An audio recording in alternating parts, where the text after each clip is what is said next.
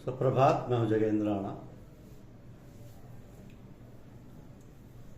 आज की हमारी आध्यात्मिक चर्चा का विषय है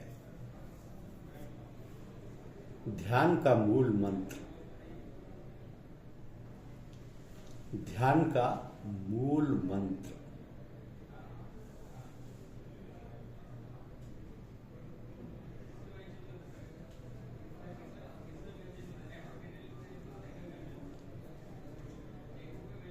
साधक के मन में एक भ्रम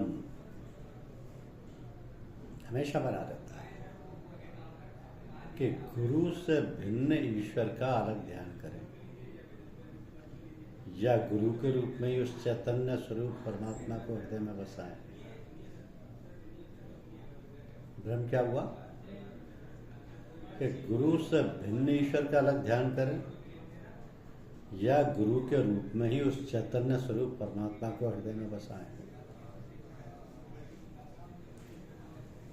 अब साधकों को यह नहीं भूलना चाहिए कि ध्यान का मूल मंत्र है अनेक से एक पर आना। ध्यान का मूल मंत्र है अनेक से एक पर आना, यानी अनेक ख्यालों को छोड़कर केवल एक ख्याल पर अपने मन को टिकाना ही हमारा उद्देश्य है। यदि हम गुरु से अलग अपने भाव के अनुसार ईश्वर के किसी भी अन्य स्वरूप का भी साथ में ध्यान करते हैं तो हमारे मन में दो स्वरूपों में फंस कर रह जाएगा। हमारा मन दो स्वरूपों में फंस कर रह जाएगा। कभी हमारे ध्यान में गुरु का स्वरूप आएगा, कभी ईश्वर का कोई कल्पित स्वरूप। हम इन दो में से किसी को भी नहीं छोड़ पाएंगे और साधना का वांछित फल हमें नहीं मिल पाएगा। मन दोनों स्वरूपों में फंसा रह जाएगा।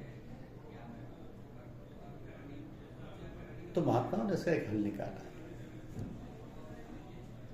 यदि पहले से ही तुमने अपने भाव के अनुसार परमात्मा का कोई स्वरूप अपने मन में बना लिया हो तो उसी रूप को गुरु की शक्ल में ढालकर ध्यान करो। यदि इस मार्ग में बिल्कुल नए हो तो गुरु को ही अपना इष्टदेव मानकर केवल उन्हीं का ध्यान करो।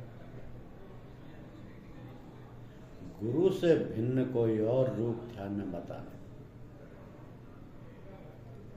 सूफी मत व संत मत में गुरु उपासना से बढ़कर कोई साधन नहीं। ये ही सबसे उत्तम तरीका है मंजिल तक पहुंचने का। तो गुरु प्रेम में लिप्त साध्य या साधक का ईश्वर से भी कोई सरोकार नहीं रहता। गुरु प्रेम में लिप्त साधक का ईश्वर से भी कोई सरोकार नहीं रहता है। उसके लिए तो गुरु ही सब कुछ है। इस संबंध में सूफी संत कुछ कहते हैं कि जप तप आदि अन्य कर्म अकेले में बैठकर करें, गुरु के सामने बैठने पर अपनी सूरत की धार केवल गुरु से ही जोड़ें। हर हाल में अपने हृदय का मुख अपने पीर यानी गुरु की तरफ ही रखें। यदि रूहानियत का पाठ आपको किसी अन्य जगह से मिला हो तो भी अपने गुरु की ही कृपा का फल समझना चाहिए। तालिब यानी शिष्य का यह धर्म है कि हर तरफ से आप अपने मन को हटाकर बड़ी विनम्रता के साथ अपने पीर की यानी गुरु की रूहानियत की ओर अपना ध्यान लगाए। तो तन मन धन सब कुछ गुरु पर न्यौछावर करें। यदि गुरु के सामने बैठे हों तो उनके चेहरे को लगातार देखते रहें, बाकी समय उनके तसव्वुर में डूबा रहे। अपने हृदय को गुरु प्रेम के सिवाय हर चीज से खाली कर दे। ये कार्य भी केवल गुरु कृपा से ही संभव है। सहजोबाई गुरु प्रेम की एक अनूठी मिसाल। उन्होंने अपनी अवस्था का वर्णन कुछ ऐसे कहा है कि राम तजू पर गुरु न विसर, गुरु के सम हरि को न निहल। हरि ने जन्म दियो जग माही, गुरु ने आवागमन छुटाई, हरि ने कुटुंब जाल में घेरी, गुरु ने काटी ममता बेरी। हरि ने कर्म भरम भरमायो, गुरु ने आत्म रूप लखायो। हरि ने मोसु आप छिपायो, गुरु दीपक है ताहि दिखायो। चरण दास पर तन मन बारू, गुरु न तजू हरि को तज डालू। बताइए कितनी बड़ी बात कही। सहजोबाई ने गुरु प्रेम की कितनी बड़ी बात कही है। तो संतों ने कहा है और अनुभव भी किया है कि परमात्मा कण कण में व्याप्त है, परंतु उसके स्वरूप के विषय में कुछ भी निर्णायक नहीं कहा जा सकता। सच्चाई ये है कि जिसने जिस भाव से उसे याद किया उसे उसी रूप में दर्शन मिला।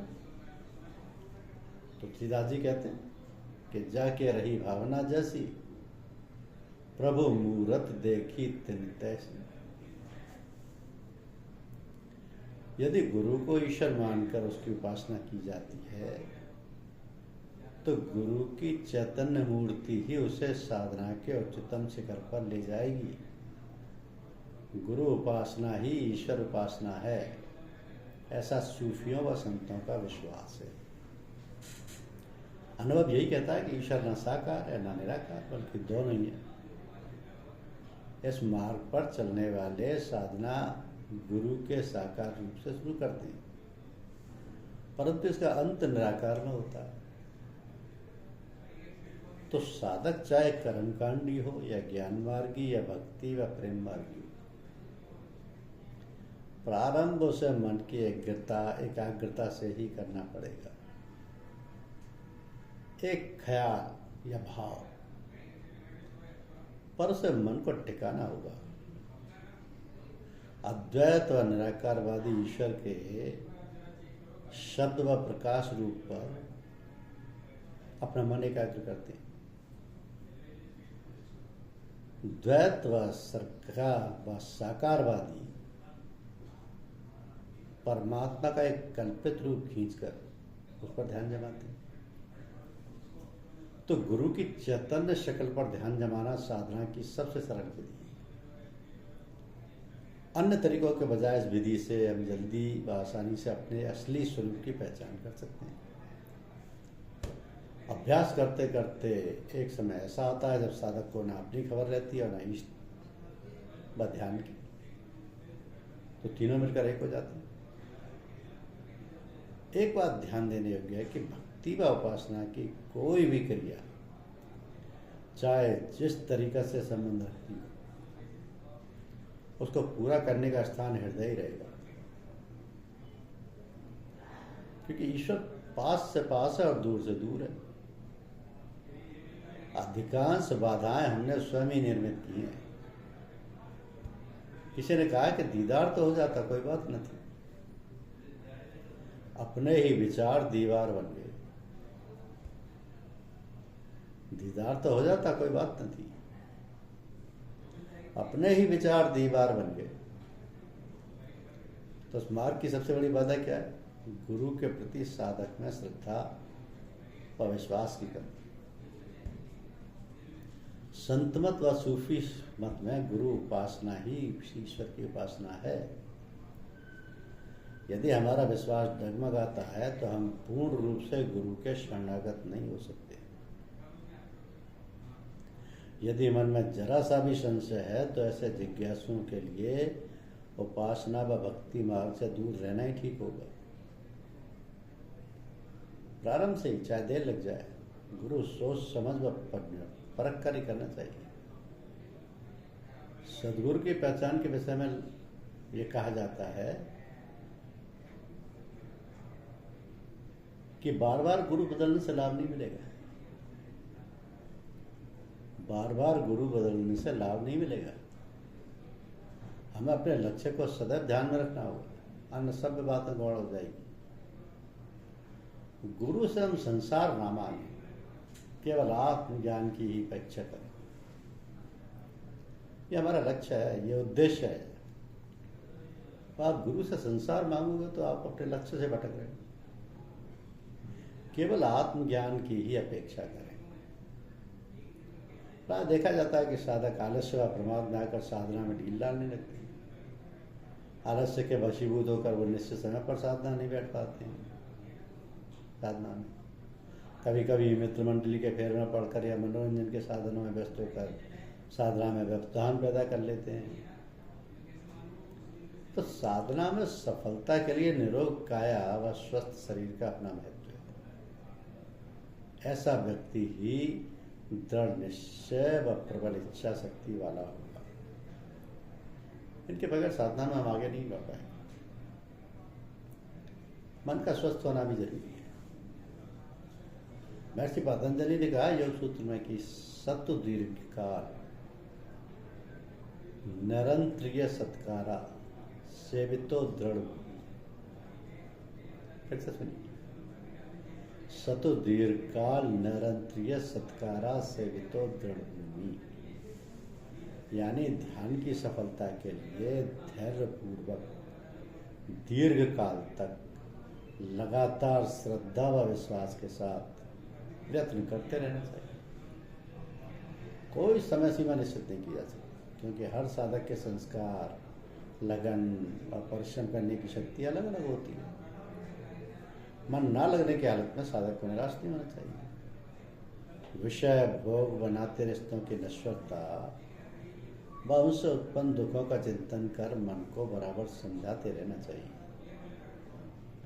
गुरु कृपा के लिए प्रार्थना करते रहना चाहिए। जन्म जन्मांतर के संस्कारों का प्रभाव मिटने में समय लगेगा। गुरु से नियमित संपर्क न रखना भी मार्ग में बाधाओं का कारण बनता है। हर बाधा का समाधान गुरु में निहित है,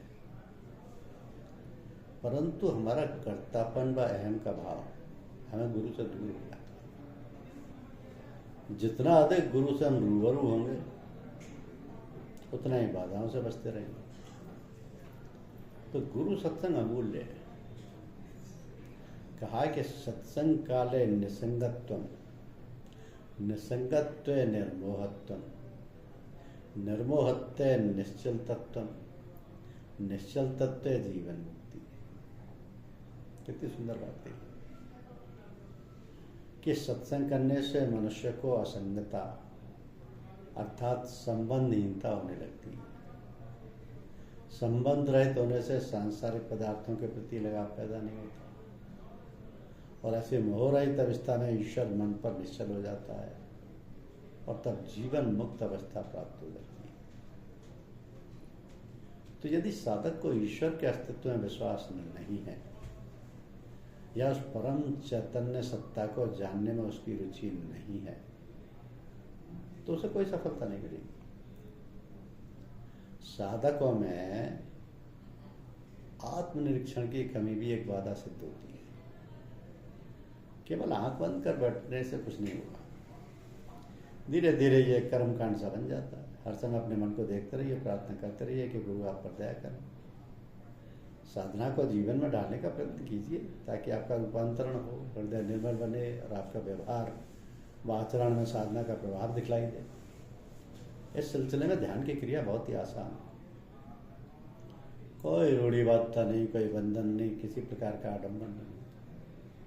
केवल ध्यान में अपने को गुरु प्रेम में ही डुबोना है। तो ध्यान की क्रिया गुरु के सामने बैठकर सीखना चाहिए, नहीं पढ़कर या सुनकर नहीं करना चाहिए। गर अजल में मुझको मिलता मांगने का अख्तियार, खिज्र की उम्र और मैखाने की खिदमत मांगता।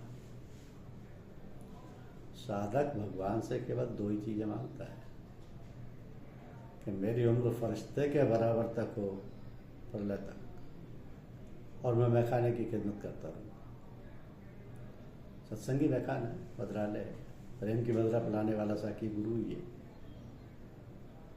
सब सत्संगी ही उस प्रेम मदरा के पीने वाले साथी।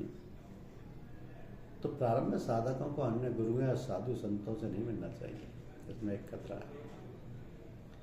आजकल सच्चे महात्मा बहुत कम मिलते हैं। सच्चे संत तो दूसरे गुरु के शिष्य से मिलकर प्रसन्न होते हैं, वो अपना आशीर्वाद देते हैं। तो अधिकांश गुरु अपनी शक्ति से आपकी साधना के फल को छीनकर आपके हृदय में अंधकार भर देते हैं। इससे बचने का यही तरीका है कि उनके सामने पढ़ने पर अपने गुरु में लय कर दें और उनकी याद में अपने को डुबो दें। साधना में जल्दी सफलता ना मिलने के कारण अपने ही संस्कार है। जन्म जन्मांतर से हमारी वृत्तियां बहुमुखी हो चुकी हैं, उन्हें अंतर्मुखी बनाने में समय लगेगा। गुरु कृपा से ही माया के बंधन कटेंगे। इसलिए कहा कि जप तप संयम और व्रत सब कर सब ही हारा रे। जप तप संयम और व्रत सब कर सब ही हारा रे। गुरुगम बिन कोई लक्ष्य न पावे, कहत कबीर विचारा रे। धन्यवाद।